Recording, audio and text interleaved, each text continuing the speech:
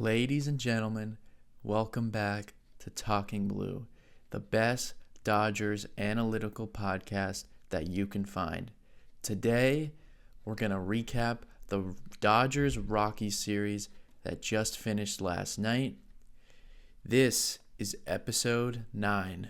I'm your host, Nick, and I'm going to take you through the series. We're going to do some breakdowns. Obviously, we're going to talk about the games, and we're going to talk about some of the players' individual performances. Before we get started, you can follow at Talking Blue Pod on all social media.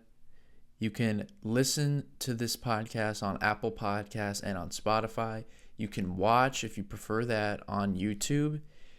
Also, you can follow along to Talking Blue Pod on Reddit if you're into Reddit.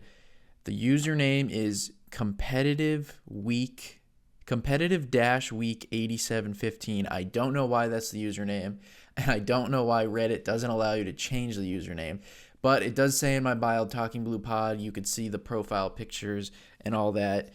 You can't really miss it. I'll leave the link in the description below so you can go to there. I've been posting a bunch of stuff on Reddit, and a lot of people are very engaging on there, and I'll get into some of the stuff I posted and what kind of blew up and had people really interested and went back and forth.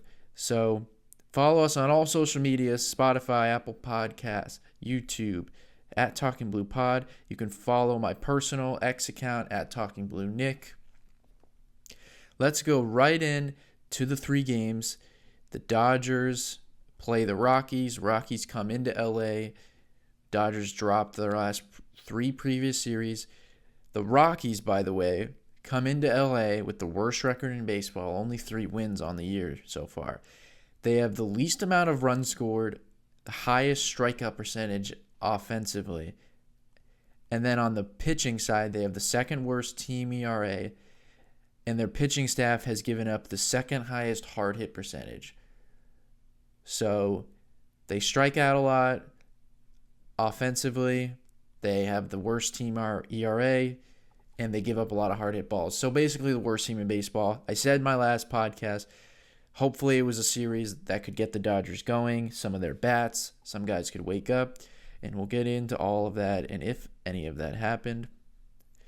So Game 1, which was April 14th, a Monday night, Dustin May versus Senzatella of the Rockies.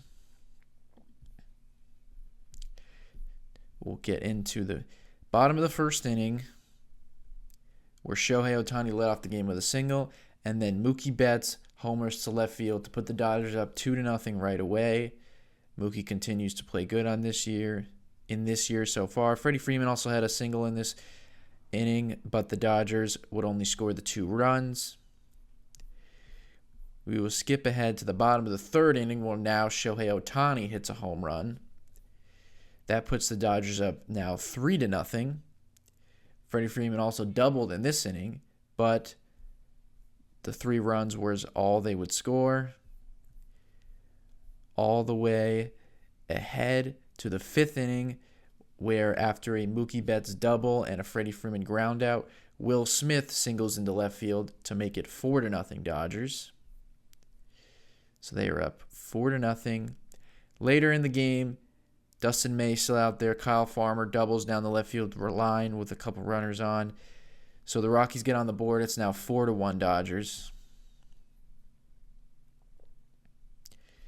Later on, 6th inning, Dodgers have some traffic. Will Smith, another RBI. He hits a sac fly to make it 5-1 Dodgers. 7th inning, at this point, Dustin May's out of the game. Anthony Bonda comes in. Hunter Goodman of the Rockies hits a 2-run homer to dead center to make it a 5-3 game. So pretty close game later into the innings. Kirby Yates would come in into the 8th inning. Did struggle with his command a little bit, but like he always does, he got out of it. Had 3 strikeouts in the inning, so it remains 5-3. And then we'll fast forward to the 9th inning, where Tanner Scott comes in for the save. Some runners were on. He allowed 2 singles, but he eventually got Jacob Stallings to strike out, and then Ezequiel Tovar grounds out to Mookie Betts for the 3rd out and for the game. So the Dodgers win game 1 of the series 5-3. Go through the pitchers really quick. Dustin May for 6, Anthony Bonda for 1, Kirby Yates for 1, Tanner Scott for 1. Like I said, he gets the save. Dustin May gets the win. And that is who we're going to talk about first and for the majority of this game. Dustin May, who was making his 3rd start. Talked about him a lot this year. I love Dustin May. I've always loved him. Hopefully he remains healthy this year. This was the best game he's had so far this season, and it's probably the best game he's pitched since, I'd say, 2022. He actually, in 2023, when he last got injured with his elbow, he had a really good ERA on the year, but was not striking out many batters. So let's get into his outing. His final line, Dustin May, 6 innings pitched, only allowed 3 hits, allowed 1 earned run, no walks, which is nice, 7 strikeouts. He only threw 76 pitches, so could have went deeper into the game for sure, but with the way the innings played out, he was really efficient early in the game, which led to that low pitch count. Like I said, if it was maybe a little later in the year, he probably could have got through 7.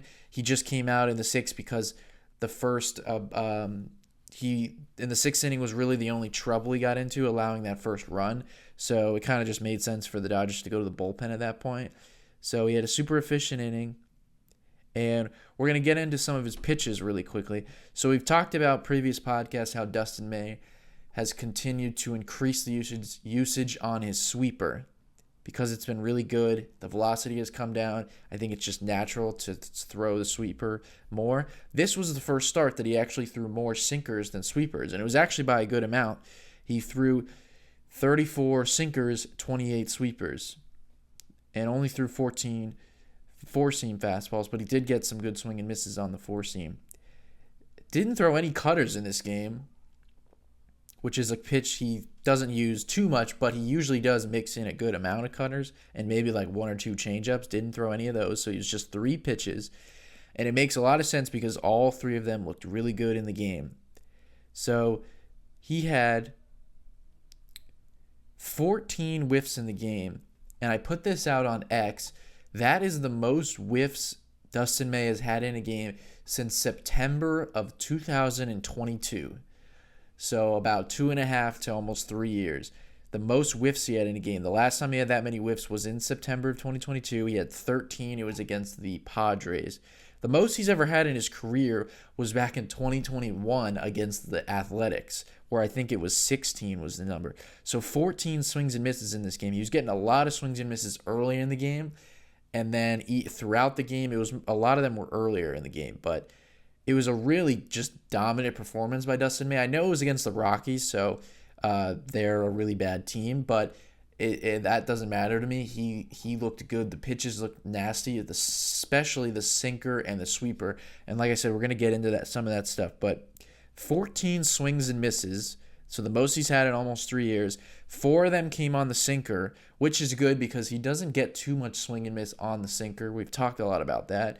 6 were on the sweeper, and 4 were on the four-seamer. So it's really nice to see Dustin May mix up the pitch mix on his fastballs in particular. I know he only threw 14 four-seamers compared to 34 sinkers. The sinker is going to always be the most often used fastball that he throws. But only throwing 14 fastballs and getting 4 whiffs, he had a 50% whiff rate on the four-seamer in this game. The sinker and sweeper were just nasty in this game. And I wanted to note, I've talked about this before, but now there's a little bit more updated numbers and info. His sweeper on the year so far is the number 1 sweeper in baseball. It has the highest average spin rate. Spin rate of 3,175 revolutions per minute. That is the most in baseball. And it's kind of not close. The next closest is 3,106, which is Lucas Sims of the Nationals. So Dustin May has continued all year so far in this early year to have the best sweeper in terms of spin rate. And it's not just spinning. 12th highest whiff percentage among sweepers in the game. It was 10th the other day. It's gone down to 12 after the last 2 days. I'm assuming that's just because other pitchers have pitched. When the next time Dustin May goes out there, this number will probably go up. So he has the 12th highest whiff percentage among all sweepers in all of baseball. And there's a lot of relievers on here. With Dustin May being 12th, there's about 6 relievers. So in terms of starting pitchers, he has the 6th highest whiff percentage among sweepers. So it spins more than anyone else's, and it's getting a really good whiff percentage. So that's good to see, because I said on one of my earlier podcasts that when Dustin May didn't get a lot of swings and misses, I think this was after his start against the Nationals, I said I thought the swing and miss would increase because of that sweeper and because it was getting good swings and miss numbers, as we see right here with the 38% whiff rate, nearly 39%. So that's really good, and that led to a lot of the really good swing and miss numbers in this game. Then I just wanted to talk about his sinker, which also got 4 swings and misses in the game.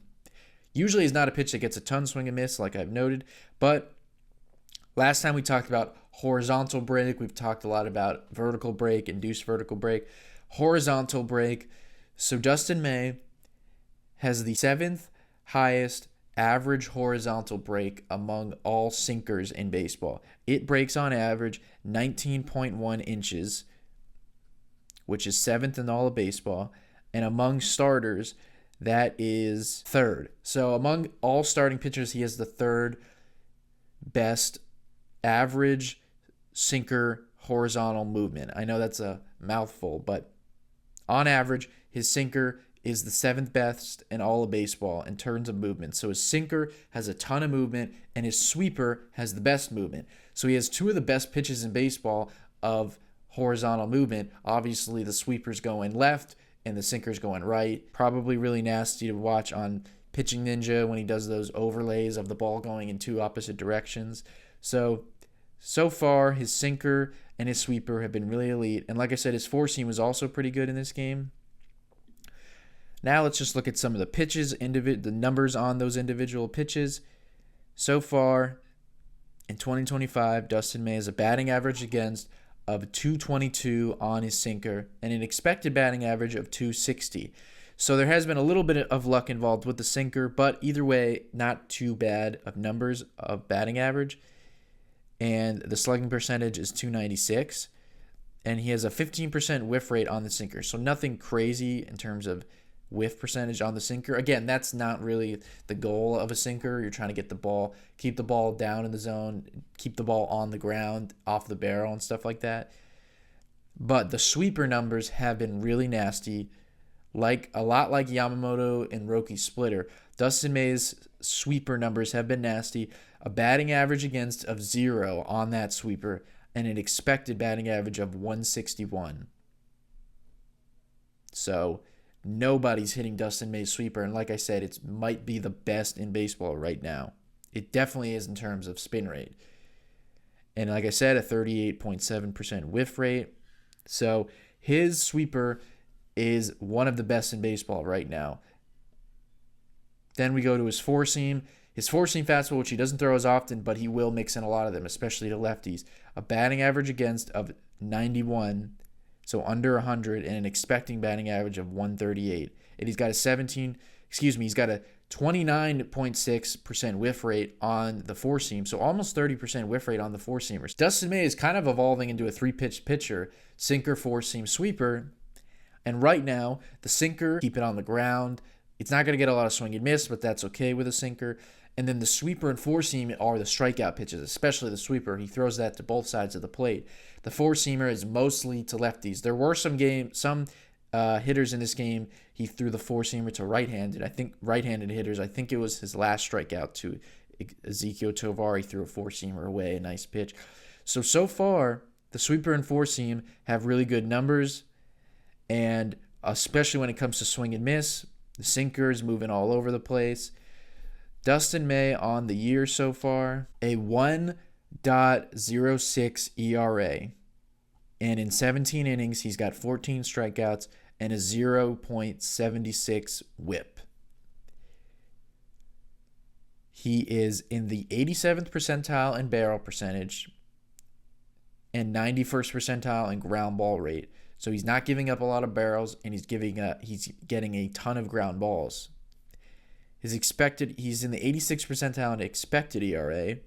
Like I said, he's got an ERA of almost 1.06. His expected ERA is 2.25. So obviously there's a little bit of luck, but either way, his ERA numbers are really good. The hard hit percentage has come down since the last time he pitched. I know that was a long time ago, but those numbers are down. So Dustin May right now, probably right behind Yamamoto, has been the Dodgers' second best pitcher. And if he continues to increase the swing and miss numbers like he did in this game, I said 14 whiffs, that's really exciting to see because he's keeping the ball on the ground right now, not giving up many home runs. And actually, has Dustin May even given up a home run? He has not. Dustin May has not given up a home run this year. So he's not giving up a lot of fly balls, keeping the ball on the ground, no home runs given up, and he increased the swing and miss like I thought he would in this start. So Dustin May, look out for him. He might be getting better, slowly getting better, more confident, more comfortable, healthy. The ball's moving all over the place. Really excited to see that from Dustin May.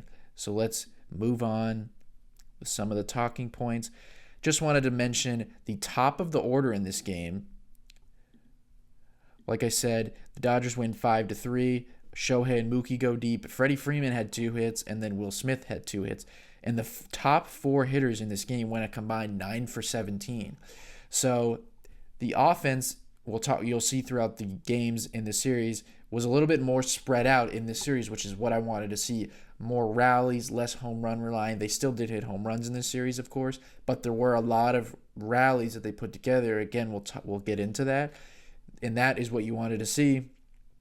So in this game, Shohei had 3 hits, and he's continued to get unlucky somehow in the season. We'll get into that a little later. But he has 3 hits in the game. Mookie had 2 hits. Freddie Freeman, who's just dealt with some of the ankle injuries this year, and he has not missed a beat at all.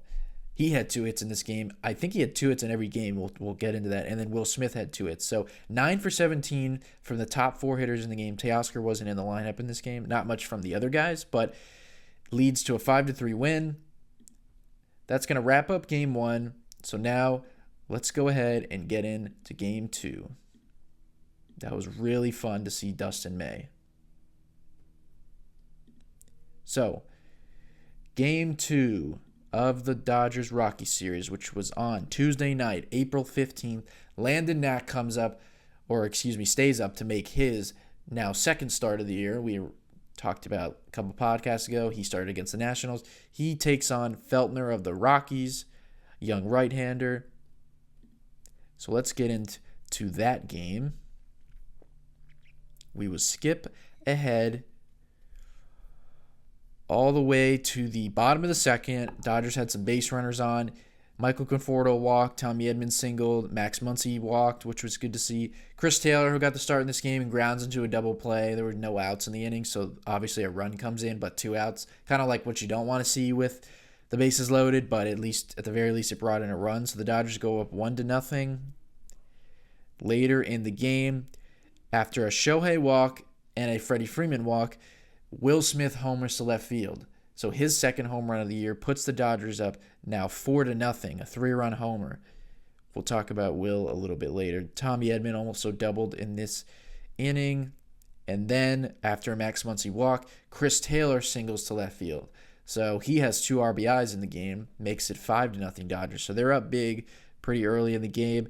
Later on, top of the 4th inning, the Rockies respond. After a walk from Ryan McMahon, a single from Mickey Moniak, Jacob Stallings, the catcher, doubles into the left field corner. So now it's a 5-2 game, 2 runs scored. Eventually, Landon Knack would come out, and that would be all until bottom of the 8th inning. After an Andy Pages single, Freddie Freeman later comes up, slaps a base hit to left field to make it 6-2 Dodgers, so a little bit more insurance. And not a save opportunity. Luis Garcia comes in and gets 3 outs and finishes off the game. So the Dodgers win 6-2. Another win really quickly. Landon Knack, 4.1. Jack Dreyer, who's continued to look good. He had 4 strikeouts. He went 1.2. Kirby Yates for 1. Vesia for 1. Luis Garcia for 1.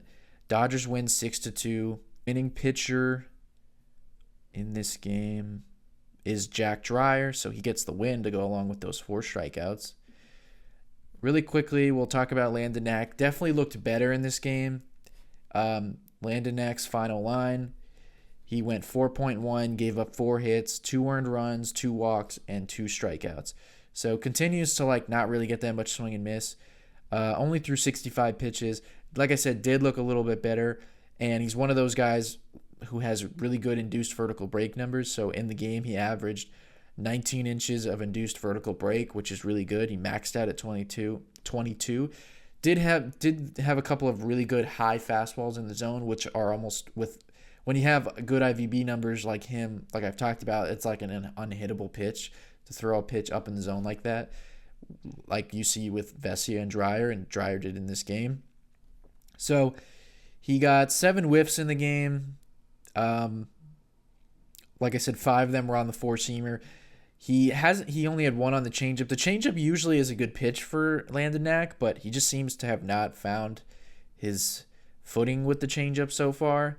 But with some of the guys nicked up in the rotation and he comes up, 4.1, gives up 2 runs, didn't necessarily blow up or have no command like he did last time against the Nationals. So you'll take that so far. You'll take what he gave you in this game, honestly. I can take that. Like I said, Jack Dry for 1.2. He had the 4 strikeouts in this game. Another induced vertical break guy. He was averaging 20 inches of induced vertical break in this game, maxed out at 22. And he had 5 whiffs in the game. And he threw 27 pitches. So, and all 5 of them were actually on his slider. So his slider was getting a ton of swings and misses in the game. He's got a really good slider, like I've talked about, to go along with the 4-seamer. So Jack Dreyer, we've talked about him before, so I'm not going to really get into him this game, but we will in future podcasts. He's been one of the more underrated players for the Dodgers so far in this young season. So, and I also just wanted to note, of course, Tommy Edman, who just continues to rake. He had 4 hits in this game, raised his average to 274. I talked about in my last pod. He had like an average in the 240s because he's been slugging so much. So nice to see that he gets the 4 hits to raise his average to 274. That just looks aesthetically more pleasing. And he's got an 883 OPS, so he just continues to be amazing. So won't get too much into Tommy Edman because we always do. And then Will Smith, of course. Will Smith, I've talked about before, 2 of my 3 predictions for this season were Yamamoto finishing top 3 in Cy Young, Tommy Edman making the All-Star game. The third one was Will Smith hitting a new career high in home runs. He's only got 2 so far in the year. Now, it's still very early, but offensively, Will Smith has been probably the Dodgers' best hitter so far. Shohei's been unlucky, so if he was a little bit more fortunate, it would probably be Shohei. But Will Smith so far has a 367 batting average, a 475 on base, a 551 slugging, which leads to a 1.026 OPS. So he's got an OPS above 1,000. He's in the 93rd percentile in walks so far. And I've talked about it before, but his career walk percentage, Will Smith, who usually walks a lot, is 10.7. He's got a 10.7 career walk percentage, and right now it's up to 16.4. Now, he is striking out a little bit more, but he's walking a lot more. So you'll take that. The hard hit percentage is about what it was last year. But actually appears to be getting a little bit lucky. He's got an expecting batting average of 268, expected slug of 478. So it appears with Will Smith's batting average, like I said, he's got a 367 batting average. His expected batting average is 260. So he's getting a little bit lucky, but Will Smith, at the end of the day, he's hitting 367 with an OPS above 1,000. So you're going to take that. A lot of his numbers, exit velocity numbers, look kind of similar to last year. So Will Smith, I just wanted to shine some light on him. He has hit really well to start the season, like he kind of has all throughout his Dodger career. So next, the other day, some defensive numbers, outs above average, and stuff like that. Defensive metrics dropped about Mookie Betts and all the players. And this is why I brought up Reddit earlier. So I posted Mookie Betts in this game, game 2, in the first inning, made a nice backhanded play, nice long hop throw to first base. Just looked like a good play for Mookie at short. I know a lot of people will say, well, any shortstop will make that play, but it's been a kind of a hot topic of him and his defense at short. And I posted on my Reddit, is Mookie a good shortstop, ? Defensively. And I posted that video, and then I backed it up with some of the metrics that have come out. And it was very, I would say 60-40, 60% no, he's not good. 40% of people were kind of backing up, saying he's working really hard and stuff like that. So I just wanted to look at the numbers that have dropped. Again, let me just say this before I get into this. It's very early. Defensive metrics are best to look at when there's like a big chunk of information, which of course that's the case with every number, but with defensive metrics, especially outs above average, defensive runs saved, it's very early. So like a player could have a good week of defense and that boost up his numbers. So I'm not saying by any means that I think Mookie Betts is one of the best defensive shortstops in the game, defensive players in the game as a shortstop, anything like that. I'm just reading the numbers that have come out so far, and this is what they say so far. Right now, he ranks as the 5th best defensive shortstop in terms of outs above average. He is 3 outs above average. The leader is Geraldo Perdomo of the Diamondbacks with 5. He's prevented 2 runs. It has him, like I said, as 5th. Perdomo is 1, Carlos Correa is 2, Kevin Newman of the Angels is 3, Mason Wynn, young shortstop for the Cardinals, is 4, and it shows Mookie Betts is 5. He has played better defensively so far in this young season. He's been better than I thought he would. The numbers suggest that he's actually been better than I thought with my own eyes. And I just wanted to give him some credit that so far in the year, early on, he has been above average, solid defensive shortstop. I know a lot of people don't want him to play short, don't think he should play short, don't think he's that good. And I tend to agree with a lot of that. But he's working very hard, and so far early in the year, the numbers show that he's been good. Again, it's very early, so in 3 months from now, the numbers could plummet.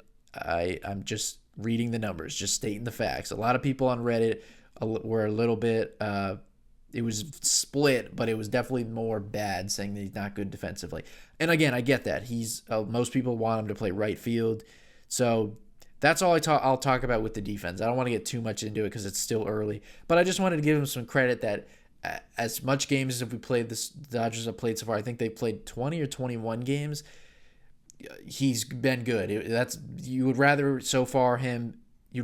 earlier in the year him be good than bad. So just wanted to give some of that info on Mookie. So that's it with Game 2. We'll go ahead to Game 3 now, where, of course, Bobby Miller makes his return.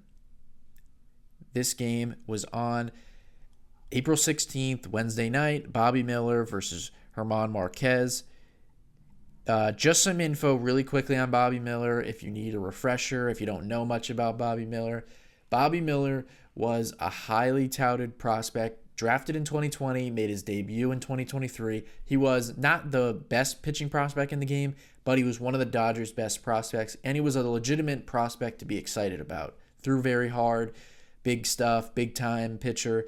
Comes up in 2023 a little bit earlier than the Dodgers probably would have liked because they had a lot of injuries, and pitched really good in 2023. He had an ERA in the low 3s, didn't get a ton of swing and miss, but he had the number 1 average fastball velocity in the game for starters that year. It was 2023. 99.1 miles per hour was the number. So on average, he threw harder than any starter. He literally sat 99 miles an hour. He was a really fun pitcher to watch. A lot of pitches, fastball, slider, curveball, changeup. Also throws a sinker. Big guy who's pretty young. He just turned 26 years old. Comes into 2024 and was legitimately the worst pitcher in the game. Now, he only threw 50 innings, so it's not completely fair to say that. But minimum 40 innings pitched, he had the worst ERA in baseball. It was like around 8.5 or something like that. Just got absolutely hammered. He was a little bit banged up. He made his first start of the year, which ironically was the best start of his young career against the Cardinals. 6 innings pitched, he struck out 11, was just dominant. Came out against the Cubs in his next start, had a good first inning, then he gets rocked, comes out of the second inning, goes on the IL, shoulder inflammation, came back in, I believe, July or something like that, just got absolutely hammered, just obliterated.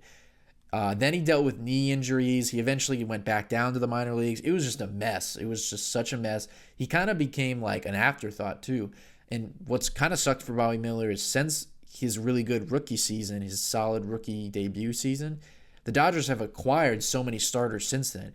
So he was really good in his rookie year. Then they added Yamamoto. Then they added Glasnow. Then he pitched in 2024 and was horrible and was not even wasn't even a part of the playoffs. He was so bad. Then they added Roki Sasaki and Blake Snell. So coming into this year, it was really him and Dustin May fighting for that 5th spot. And they actually both looked solid, but then Bobby Miller got hit in the head with a comebacker, And now he's been in the minor leagues, start the year, and he's had a good ERA in the minor leagues, but has had 11 walks in 12 innings. So the walks have been a problem. Let's just get into the game. So right away in the first inning, the Rockies get on the board. Kyle Farmer hits a double into right center field, puts the Rockies up 1-0. Then in the bottom of the first inning, this was the most fun inning of the year so far.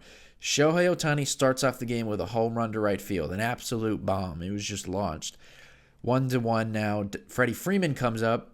He hits a home run to right field. It was also crushed. So the Dodgers go up 2-1 on 2 home runs. Then with 2 outs, Andy Pages singles to left field. So it's now 4-1 Dodgers. Then Austin Barnes comes up and he doubles into left field to make it 6-1 Dodgers. Then Shohei Ohtani comes up, line drive single to right field, 7-1 Dodgers. So after falling down 1-0, the Dodgers go up 7-1 in the first inning. So a lot of hard contact. That was the most fun inning of the year so far, I think. So later on, third inning, Bobby Miller allows a leadoff single. He then strikes out Ryan McMahon. Then a single from Kyle Farmer, a Hunter Goodman walk. Michael Toglia comes up and hits a grand slam to dead center. So immediately it's a 7-5 game. Then Mickey Moniak comes up, home run to left field. So Bobby Miller gives up 6 earned runs. Does get out of the inning, three innings pitched, 6 earned runs. So now it is a 7-6 game. Dodgers still have a 1-run lead. Bobby Miller comes out of the game. We'll skip all the way ahead to the 5th inning. Andy Pages hits a single to left field that brings in Max Muncy. So he has 3 RBIs on the night. Good for Andy Pages. Dodgers up 8-6. Later on, 7th inning now. The Rockies were able to get on the board. Nick Martini single.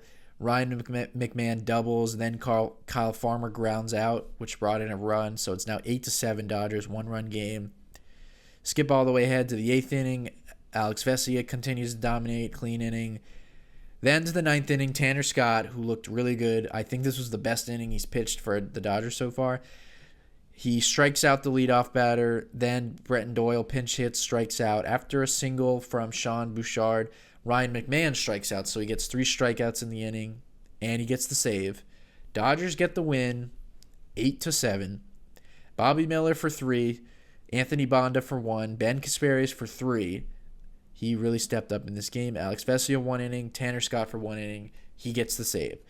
So let's get into Bobby Miller. His final line, 3 innings pitched, 8 hits, 6 earned runs, only had 1 walk, which is a positive, and he had 7 strikeouts. But he gives up the 2 home runs. Really weird about Bobby Miller is that after that rookie year, his walk percentage just went through the roof. So, like I said, he didn't get a crazy amount of swing and misses rookie year. He had a 23.6% K rate, but he did limit hard hit damage. He was in the 81st percentile in barrel percentage, 76th percentile in ground ball rate. and an expected batting average 81 percentile. So he didn't get hit very hard, but even though he wasn't getting a ton of strikeouts, but he had a 6.3 walk percentage. So he wasn't walking many guys with the big time stuff. In 2024, his walk percentage was 11.6. So it almost doubled. His barrel percentage was 6% in 2023. In 2024, it was 11.5. So his barrel percentage also doubled. So I don't know what happened in 2024. Honestly, his fastball just got absolutely hammered. Really quickly, his four-seamer last year had a batting average against of 348. The changeup, which has been his best pitch throughout his career, was 130, but the curveball 357, the sinker 359, the slider 330. Like everything he threw up there just got absolutely destroyed. So in this game, like I said, the walks have become a problem. In this game, he was in the zone with his four-seam 60% of the time. And he did get some swing and miss. So he had 7 whiffs in the game, 7 strikeouts, 7 whiffs. 4 of them came on the curveball. So his curveball did look good. He got a couple of swings and misses to some lefties, also to some righties. Got a swing and miss on the four-seamer and the sinker, and also 1 slider. So he did have good swing and miss numbers, and he didn't walk many batters. So what happened to Bobby Miller? What happened is that his four-seam fastball got absolutely destroyed. The average exit velocity against his four-seamer in this game was 99 miles an hour. So on average, his four-seam fastball average exit velocity was 99 miles an hour. I'm not talking about his velocity from the fastball. I'm talking about the average exit velocity. They absolutely crushed his four-seamer. Obviously, the grand slam he gave up was on a curveball. It's just a weird. His fall down needs to be studied, honestly. In the game, he was having these long at bats in the first inning. I believe he threw 30 or 31 pitches.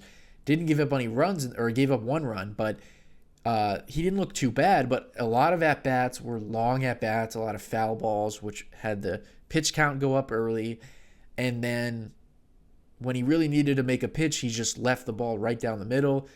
It's really odd because he has such great stuff, but his four-seamer was getting hammered.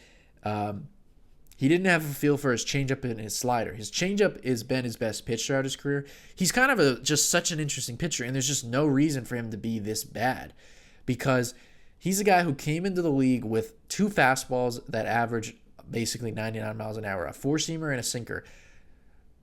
And this is a good example of like why I don't know why he's so bad. Is like Tyler Glasnow just basically added a sinker to his repertoire last year. And just think if Tyler Glasnow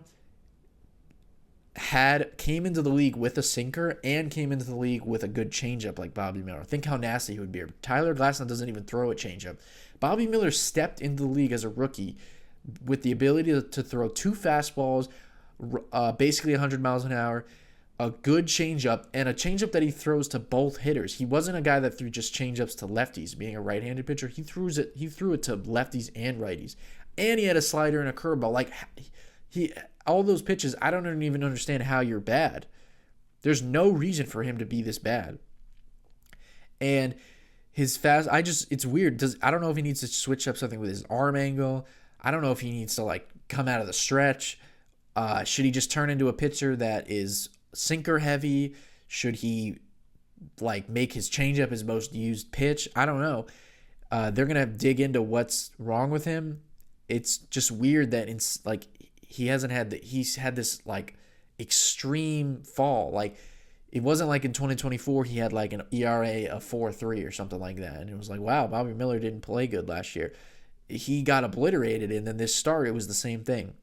So there are positives to take out of the start: 1 walk and 7 strikeouts. So he had swing and miss, and he didn't have a lot of walks. He just got absolutely hammered.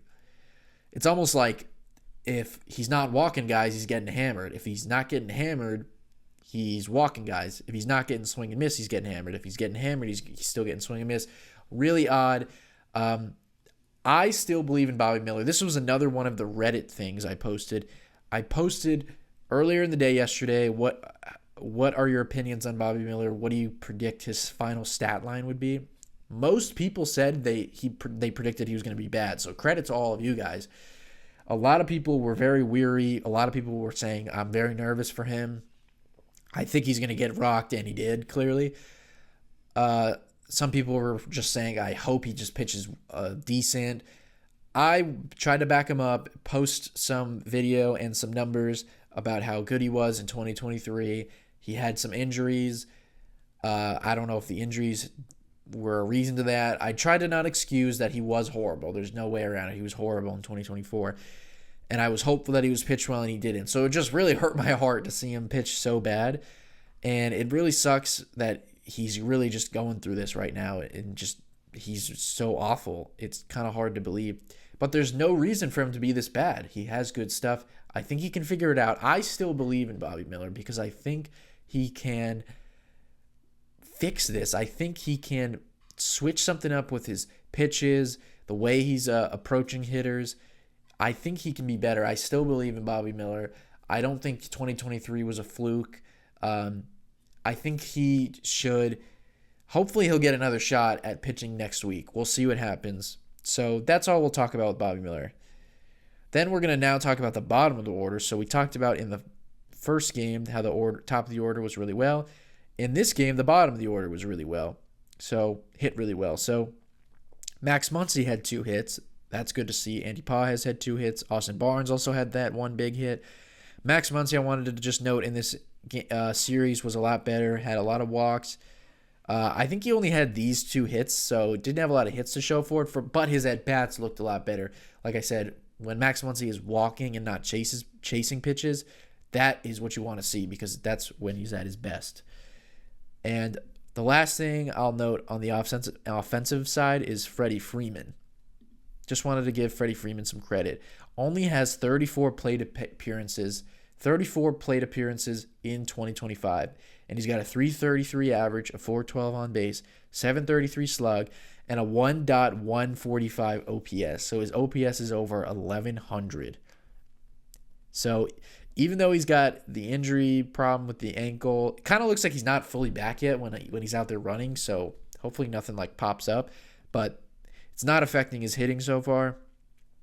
He has a hard hit rate that has gone up 10%. So in 2024, his hard hit rate was 41.8. Right now, it's 51.9. So way up. He only has a K rate of 8.8%. Last year, for perspective, it was 15.7. So his K percentage has dropped a lot. His hard hit percentage has gone up a lot. He's got an expected batting average of 398. So even with a 333 batting average, he's been a little bit unlucky. And he has an expected slug of 827. His slugging percentage is 733. So right now, Freddie Freeman is hitting really well, and his expected numbers say that he should be even a little bit better. So all the credit in the world to Freddie Freeman. A lot of his numbers don't even qualify yet because he hasn't had that many at-bats. But he's got 3 home runs on the year. He's actually, in the limited time we've seen him, has been hitting for power. A lot of doubles and a lot of home runs. So Freddie Freeman is just a legend and continues to just have these monster offensive years with the Dodgers. Hopefully that will continue. Hopefully he continues to stay healthy. Last thing we will talk about is Tanner Scott. Like I said, he pitched the 9th inning and got the save. It was, I think, his best inning so far as a Dodger. He's looked a lot better lately. He threw 11 pitches, 6 sliders, 5 fastballs. So he has continued to throw the slider. He has continued to increase the usage on his slider, which is what I thought he would do. So I was right on that because the four-seamer was getting hit so hard. And in the game, in those 11 pitches he threw, he had 6 swings and misses, and 5 of them were on that slider. 1 of them was on the four-seamer. So his slider has continued to be really good, and I like that he's continued the increase, and it's kind of been a massive increase on the slider. So I was right. I predicted that he would throw the slider more, and he's continued to do that. So really good season, really good series from the Dodgers. The offense was really good. Kind of exactly what I asked for, to be honest. I wanted the Dodgers to have a little bit more spread out offense, a little bit more rallies, a little bit less home run reliant. Like we said, Tommy Edman had the 4 hits. Andy Pages had some hits. Max Muncy's at-bats got a little bit better. Will Smith had a lot of hits. Mookie had hits. Freddie Freeman had 2 hits in every game, like I noted. So the offense was really spread around, not home run reliant. Really the only guys who struggled are Conforto and Hernandez. But the offense looks good. I won't get into the team stats because it only was one series. I talked about at the end of my last podcast where they ranked. After they play Texas this weekend, I'll get into some of the team rankings, where they rank now, like their walk percentage on base and some of that stuff. It has gone up after this series. It is very early, so again, there's not too much to. I wasn't too concerned about the offense. I just didn't like what I was seeing. So Dodgers get the sweep.